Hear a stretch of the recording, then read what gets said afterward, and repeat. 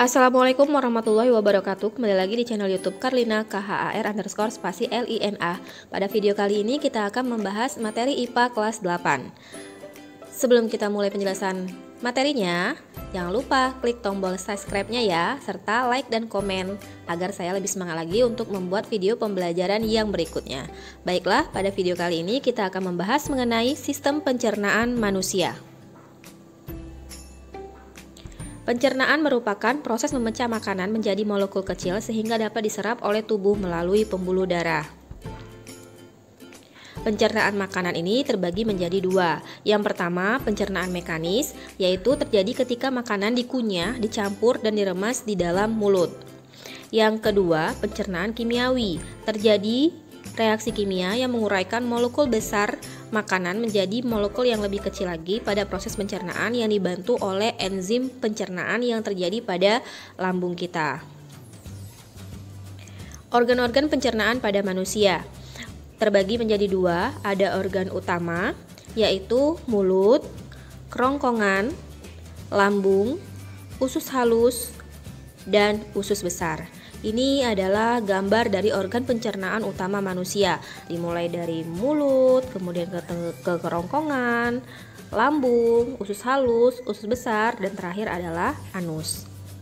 Kemudian organ pencernaan yang berikutnya yaitu organ tambahan seperti hati, kantung empedu, dan pankreas. Ini gambarnya. Ini hati, kemudian kantung empedunya yang berada di sini, dan yang di sini adalah pankreasnya. Kita akan jelaskan satu persatu dari organ sistem pencernaan ini. Yang pertama, mulut. Di dalam mulut ini terdapat gigi, lidah, dan kelenjar air ludah. Nah, air ludah inilah yang mengandung mukosa atau lendir yang berfungsi sebagai antibakteri, dan di dalam mulut juga terdapat enzim amilase atau ptialin yang berfungsi memecah molekul amilum menjadi maltosa. Jadi di dalam mulut ini terjadi pencernaan makanan secara mekanis dan juga secara kimiawi, karena di dalamnya juga terdapat pemecahan molekul dengan bantuan enzim.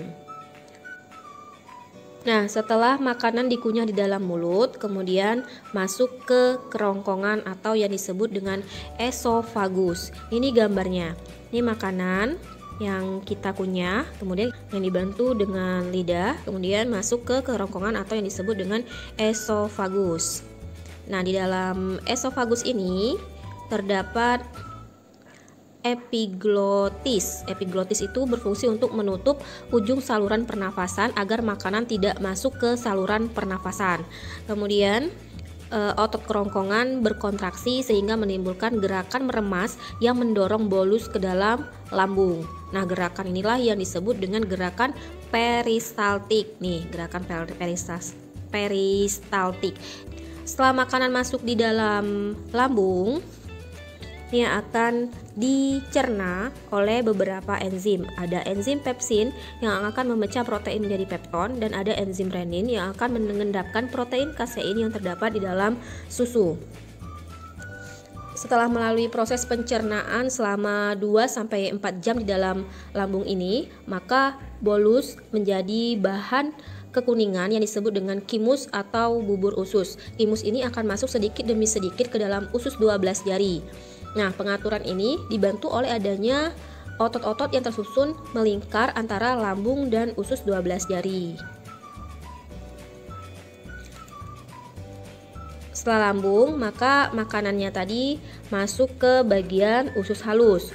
Usus halus ini terbagi menjadi 3 bagian. Ada usus 12 jari yang disebut dengan duodenum, panjangnya sekitar 0,25 meter, usus tengah yang disebut dengan jejunum dengan panjang sekitar 7 meter, dan usus penyerapan atau ileum yang panjangnya sekitar 1 meter. Di dalam usus halus ini terjadi pencernaan secara kimiawi.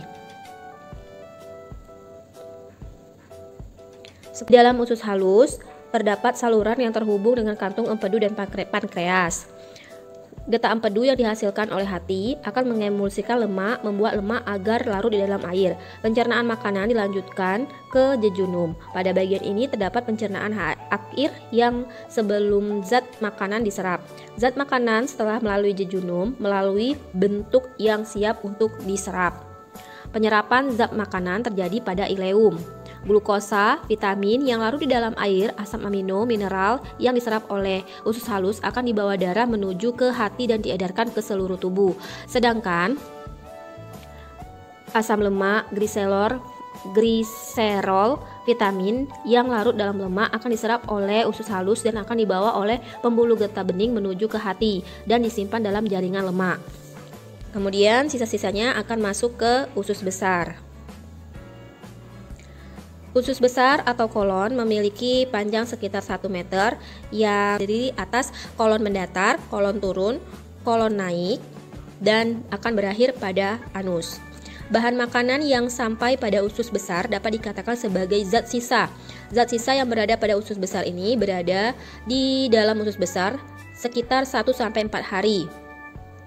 Kemudian sisa-sisa makanan itu akan dibantu oleh bakteri Escherichia coli yang membusukkan makanan sehingga menjadi feses.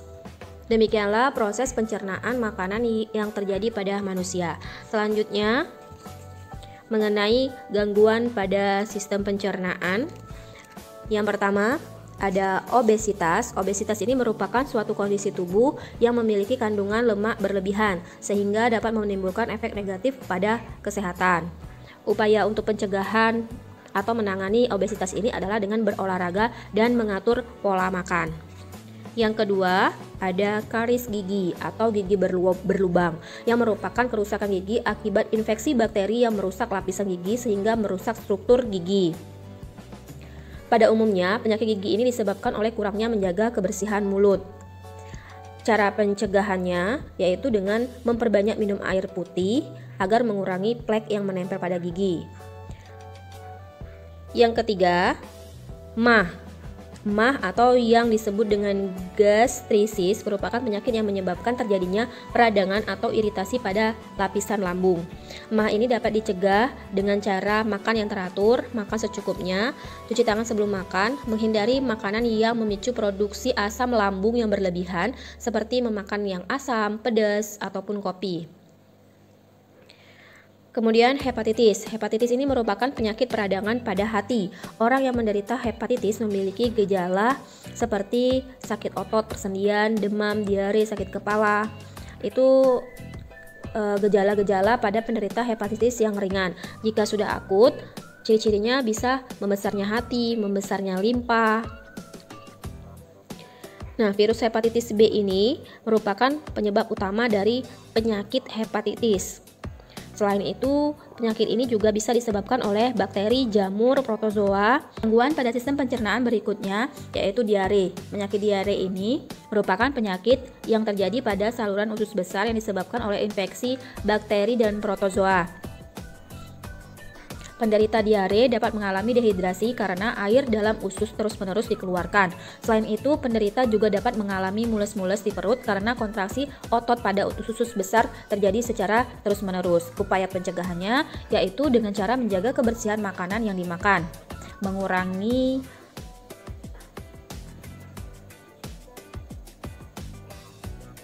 mencuci tangan sebelum makan dan meminum air yang dimasak atau air kemasan yang higienis serta menjaga lingkungan kebersihan diri dan lingkungan. Yang terakhir yaitu konstipasi. Ini merupakan kondisi feses yang keras atau kering sehingga sulit untuk dikeluarkan. Penyebabnya biasanya kurangnya asupan makanan yang berserat dan kurang minum. Demikianlah penjelasan mengenai sistem pencernaan pada manusia. Semoga bermanfaat. Wassalamualaikum warahmatullahi wabarakatuh.